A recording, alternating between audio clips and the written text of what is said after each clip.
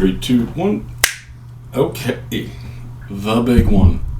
No, not the rocket from Toy Story. Lions versus Washington. Guess the spread if you don't know it. It is Lions favored by 9.5 points. It is the biggest divisional round spread of the weekend. A couple big favorites and one close game prediction, that being Baltimore and the Buffalo Bills, but that's not why we're here. We're here to talk about our team. Before we get into actual football, a crazy stat, water cooler thing to say. Tell your friends while you're watching the game. I'm sure by that point everyone will know, unless you listen to this and you know it first. The most expensive NFL ticket ever, excluding the Super Bowl, will be Saturday night in Detroit. That's crazy. Wow. I think lowest price to get in is $1,000. Unbelievable. I guess that's what happens when your team is, or your fan base is starved and so dedicated, so passionate. It's kind of a cool thing. Feather in the cap for Detroiters, you know. If Detroit is nothing, they are loyal and passionate about football. So, little water cooler stat for you if you're walking around the office on a Friday or when you're on the couch watching the game Saturday. So Detroit will be loud, and I think that is going to be one of the many problems for Jayden Daniels. We will start there. I don't know what the national sentiment is or what everyone's feelings are, but I think the Lions will clobber these guys. I think the rest played dividends for them. Terry and Arnold, a full practice, 3 straight full practice for the robot, the Terminator, who is David Montgomery. That is unbelievable. Told his season was over, said, fuck you, I'm playing in Detroit. Wow, it's so crazy. So that's he's back. The offense is going to love having him back. The tone setter, hammer. Double-digit touchdowns again. Kevin Zeitler out. That is a big blow. Not easy to replace him. He's been playing fantastic football. Christian Mahogany played well in his first backup stint. Christian Mahogany, 6th-round pick this year. That is awesome. Brad Holmes strikes again. However, this draft was very underused for some reason. Rakestraw just cannot get on the field. He's questionable, but I mean, he hasn't played all year anyways. But I guess he would just be a nice depth piece to have. So, Rakestraw questionable. Zeitler out. And Zeitler out against any team would be a big blow, but a bigger blow against Washington, because if Washington has a strength on defense, it is Daron Payne and what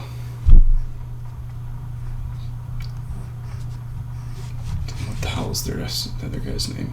Hey Siri, what is Washington's defensive tackles' names? So their strength is Daron Payne and Jonathan Allen, but apparently Jonathan Allen I cannot find in Washington's roster. Are they trying to hide him from us? You can't hide from me. I know he's on the team, I think. That's their strength on defense, and if their strength is going up against a backup of ours, that's going to be, if anything's a problem for the Lions, it is that. I'm going to try and spin this to say how Washington can win this, but I do not see it happening. They're 9.5. The Lions are 9.5 points favorites for a reason. I think they smoke Washington, and I guess since I'm already saying it, here's why. I think the only thing Washington has is Jayden Daniels, and Jayden Daniels is not going to be afforded a slow start. The Lions are going to jump on them quick and just keep coming and coming and coming. They're going to be relentless. The pressure will be on Washington from the jump, and I don't know if a rookie in this atmosphere, not much of a running game, although Washington's offensive line does grade out fantastically. Did not know that. Both guards grade in the top 5 in their position at pass and rush blocking, and their tackle Cornelius Lucas does as well. Quick,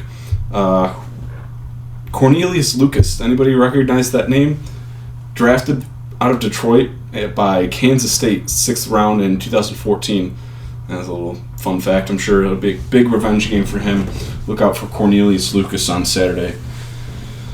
But their offensive line is good. It doesn't really matter. The Lions' pass rush comes from the Lions' offense anyways. Their offense is what's going to generate the pressure on Jayden Daniels. Trying to keep up with this high-powered Lions offense is the key to the game, and that's what it's going to be throughout the playoffs for the Lions. But wait, no. I mean, the Lions showed that they have an ace up their sleeve somewhere, shutting out Minnesota.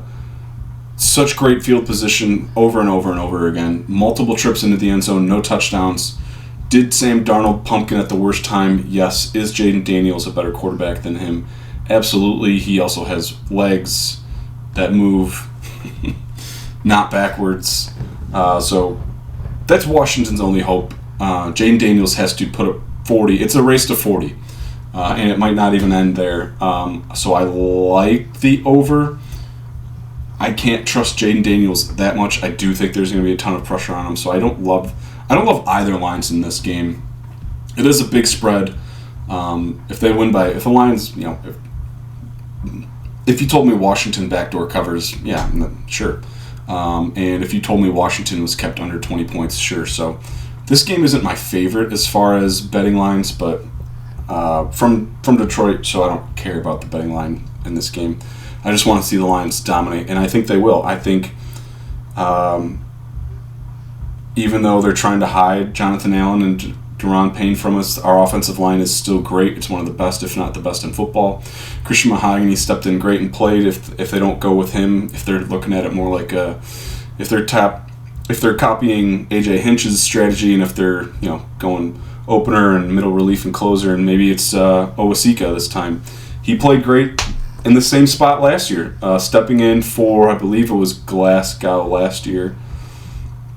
I don't know, in the Tampa game in the divisional round in the playoffs. So we have good depth at guard, but we are one injury away on the offensive line from getting pretty nervous. We haven't really seen the Canadian giant Giovanni Manu play at all. Fourth round pick out of British Columbia University. I didn't see their tape against Alabama, so I'm not sure how he fared against them. Is Frank Ragnow healthy? He's playing hurt. What did he do? He tore his pec, right? So one injury away from something being a real problem. You would like to hope that when you plug in a rookie, Frank's going to be able to help him out, but dirty secret, I feel like Frank's been kind of getting tossed around a little bit. That's an overstatement. Anytime, because I've been watching it, so the one or two times where he might get beat, I'm going to overemphasize it. So hopefully, hey, guess what? We had a week off. I hope the rest was great for Frank. Terrion, obviously it was for David, so rest was awesome for the Lions. It couldn't have come at a better time. And it's going to be a scoring fest for Detroit. I don't see any way Washington can slow them down. The key for the game for the Lions, score. Offensively, put pressure on Jayden Daniels. Can you generate some kind of pass rush against these guys? If you can't, Enos Ragshaw,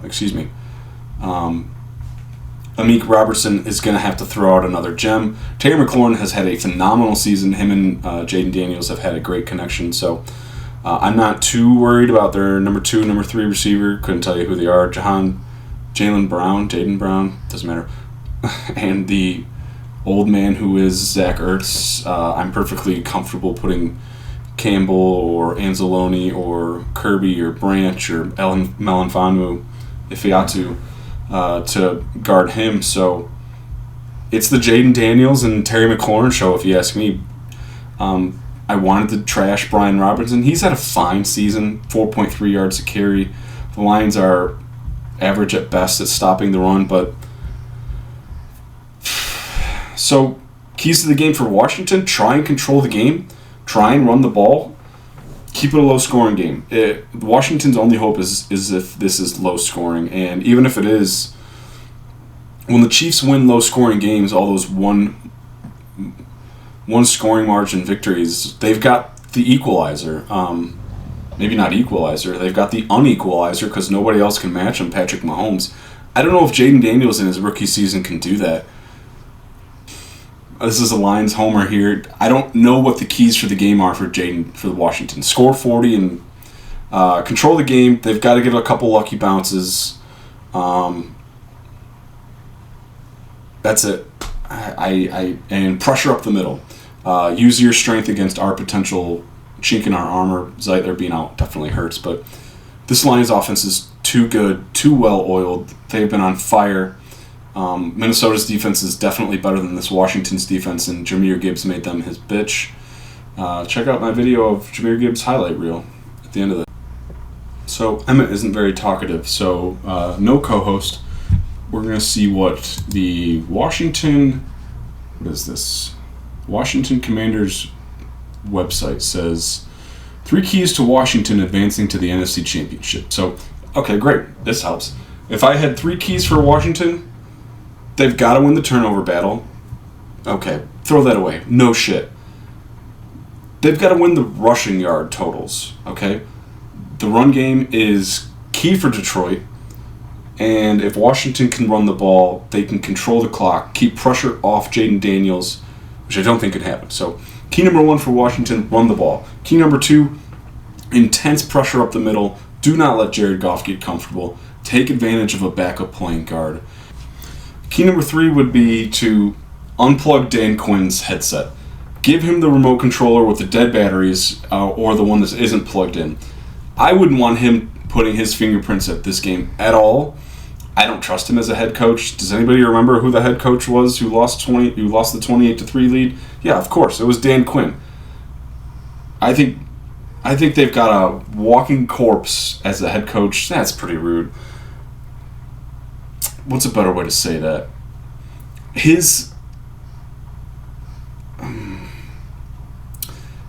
What he brings to the team or to the game is going to be overinflated because I think Jaden Daniels is that good. So asterisk because there are additional keys to the game. Win the turnover battle, and Jaden Daniels has to play like an MVP. So those would be my 3 if I had to pick 3 keys to the game for Washington. Unplug Dan Quinn's headset. Don't win the turnover battle because that's a duh. Win the rushing yards battle and pressure up the middle. Don't let Jared Goff get comfortable. But even if they, I won't. So when you have 3 younger sisters, you learn to play cards by yourself or play board games by yourself or play chess by yourself. Not as much, but this is what I'm doing right now. I'm making 3 keys to the game for Washington, but I'm trying to argue with myself. That'd be pretty funny. Let's see how I can do this. So the 3 keys to the game for Washington. Win the rushing yard battle. Dan Quinn cannot make any decisions, and they've got to get pressure up the middle. Take advantage of them playing a backup guard. Okay, here's the problem with what you just said. It doesn't pressure up the middle. They still have Graham Glasgow, a phenomenal guard, and maybe the best center in football. Oh, by the way, the 2 possible backups that they're playing are fantastic. Brad Holmes did it again. An absolute steal in the 6th round of Christian Mahogany. As a Lions fan, I was worried about the interior offensive line going forward. We might have just found 2 stalwarts for nothing, so couldn't disagree more. And not only that, has anyone seen Jonathan Allen? He's not on the practice report. He's not on the roster. Okay, but you can't compare whatever game the Christian Mahogany played in to the divisional round game, the biggest game of this young man's life, and going up against a potential All-Pro. And it shows how much you have to say about Jonathan Allen. He is fine. He's playing perfectly. You just clearly didn't do enough research, which doesn't surprise me at all. Washington can absolutely get pressure up the middle, and Jared Goff will do his best Sam Darnold impersonation. He can also crumble in the pocket. And if you can slow down their rushing yards, or their rushing attack, which I think is key number 2, If Washington can run the ball better than Detroit, Washington will win this game. They'll control the clock. They'll give their defensive rest. They will take some pressure off Jaden Daniels. Washington needs to be able to run the ball. Okay. So you're telling me that a phantom Jonathan Allen and Daron Payne are... Because nobody's been able to do this all year. The Lions have shredded teams. Washington wouldn't sniff Minnesota's jockstrap as far as a defensive run team, and Jahmyr Gibbs eviscerated them. You can check out this one guy's video up here to watch all 20 of his rushing touchdowns, but there's a 0% chance Washington can run the ball or stop Detroit's run. So that's 2 of your 3 points that are absolutely abysmal. What is your third key to the game for the Washington team that will probably lose by double digits? Third key to the game would be So I had 3 sisters growing up. Oh, no kidding. I did too. Okay, so I'm not familiar. I don't know if you were familiar with this trick, or when any of the younger ones are trying to play and you're a jackass older brother, instead of maybe teaching them how to play, you give them a controller that isn't plugged in, or you take the batteries out. That's key number 3 for Washington. Give Dan Quinn a headset that is not plugged in. Do not let him put his fingerprints on the game. Everyone remembers the 28-3 absolute choke of a lifetime.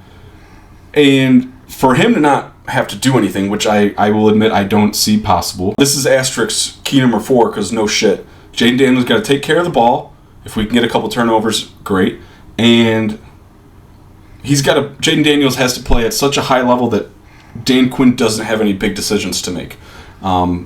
I admittedly don't know how that happens, because Washington can absolutely win this game, and those are the keys to how they will do. Okay, that's absolutely a key I can finally agree with. Dan Quinn is a buffoon, and I think he will overstay his welcome in Washington, and if anybody in there has a brain, they will recognize that and get somebody else in there. They should have fired him before this game started and just gave Mike Vrabel all the money he wanted. But yeah, unfortunately for you, Washington fan, Dan Quinn will absolutely make some kind of boneheaded decision. Or maybe the Lions just blow him out by so much that it doesn't even matter. But yeah, it's funny you said that. I had 3 younger sisters as well. Definitely did that a time or 2.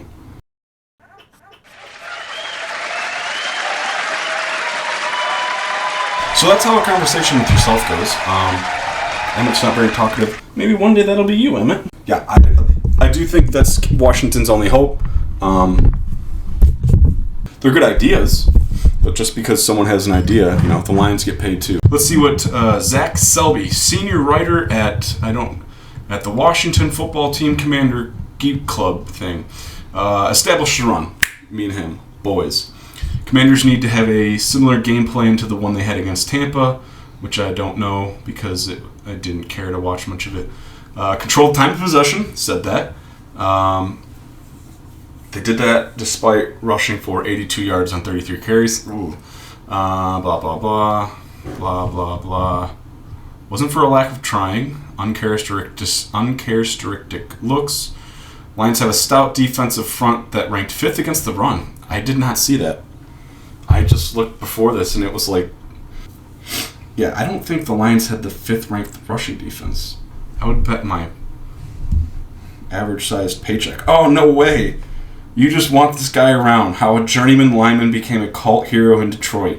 Fuck yeah, Skip. Keep throwing up over there. Alright, I'm going to look into that in a minute, but let's check this out. What was it? Oh, wow. I apologize, Steven. You were right. I was looking at total yards, which means they got shredded through the air, which nobody is surprised by. Awesome. Okay. So your one key to the game is a 0% chance of happening. Not only are the Lions going to run all over your ass, but they do, in fact, have a great run defense. That makes... I do think that. Hey, hats off to DJ Reader. Great addition, because I haven't had to say his name too much. I haven't seen him on his ass 5 yards back on the line of scrimmage. Thanks, DJ Reader. Good sign by Brad Holmes. Wow. Lions 5th against the run. That's awesome. That is gritty football that travels anywhere. Being able to run the ball, stop the run is always the first thing you want to say. Okay, so me and Zach agree wholeheartedly Washington's number one key to the game is running the ball or establishing the run. Time of possession, I do not see that happening. Let's see what key number 2 is. He does mention Jaden Daniels here. While dynamic with the ball, Jaden Daniels can't carry the load in the ground the way he's had to do for the last month. He's going to have to try. The Commanders will need more from the other parts of their run game, and that includes getting Brian Robertson some open lanes, which they will not have. Key number 2, don't be fooled on defense. Okay, let's get into this. If this is about trick plays, this is why you run all the trick plays that the Lions have all year. So you have this, I shouldn't say he's a dork because I would love this game, but for some reason I get the feeling he's a dork. So you have Mr. Zach here thinking that the number 2 key to the game is don't get fooled on defense. Let's give him a chance. What else does this say? One of the most talented offenses in the league, but players like Amon-Ra and Gibbs aren't what makes the unit dangerous. I promise you that is exactly what makes this unit dangerous. It's their ability to fool defenses and put them in unwinnable positions. Is that fooling you, or is that just bullying you into making you do whatever I tell you to do? You want pizza? No, thank you. Too bad. Here's pizza. Who says no to pizza, though? Probably Steven. They test your discipline. They test your discipline, said coordinator. I think Detroit does a really nice job of understanding coverages. He understands horizontal spacing. Part of the Lions' offensive success is that they know how to get their weapons open and in space. So, I don't know. Yeah. So they're a good offense. Number 2 key from this guy is don't let the Lions' really good offense beat you. No shit. Hopefully if they spent a lot of time worrying about all the Lions' trick plays, then yeah, that's pretty awesome. So I kind of don't really understand this guy's key to the game. Don't let their offensive weapons be great, and don't fall for a in route when really it's a post. Well, that's just football. Whatever. Key number 3, don't be bothered by the atmosphere. Good luck. The Lions have had a magical season. Feels like decades in the making. Try like 60 years, 80 years. They can host the NFC Championship game and make it to the Super Bowl for the first time in franchise history. So it's going to be loud at Ford Field this weekend. Fuck yeah, it is. The Lions fans will be cheering their teams on and doing blah, blah, blah, blah. Interesting. It's going to be a little bit of a factor, but I really don't know if home field advantage plays that much of a factor in professional sports nowadays. But we'll see. Interesting keys to the game. I think my keys to the game were better than his. We agreed on one. His other 2 are kind of weird.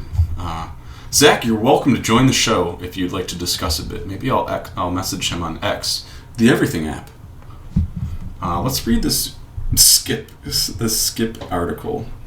Because why the fuck not? I don't know I think he might be a free agent next year, so that'd be kind of a bummer if we lose him.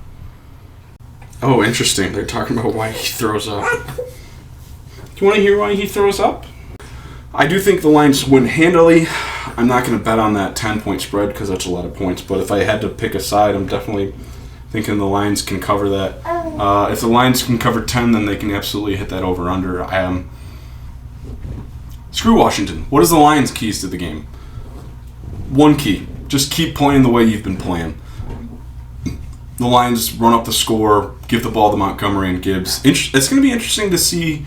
They're definitely going to say we're going to run the offense as if David was never gone. I don't know if you can do that when Jahmyr Gibbs played like he did the other day, but that's the key for the Lions. Just play your game because you're a 10-point favorite and you should smash these guys. Maybe some football nerdy stuff. Obviously, you're going to slide towards Mahogany or whoever's playing guard, probably Mahogany. Keep to Zach Selby's point, keep Washington's defense off balance. That doesn't mean, I don't know. The way I interpreted that, it was look out for trick plays and don't get fooled. Well, you don't have to get fooled to be off guard. I think there's a difference between being tricked and being unprepared, and it's hard to be prepared for Jameson Williams and Amon-Ra and Laporta and Gibbs and Montgomery and Dan Skipper and Tim Patrick and Khalif Raymond. And so it's hard to be prepared for all of that, especially when I don't think this is that talented of a defense. I don't know if Jonathan Allen's playing because he's not on Washington's roster anywhere, which is hilarious and weird.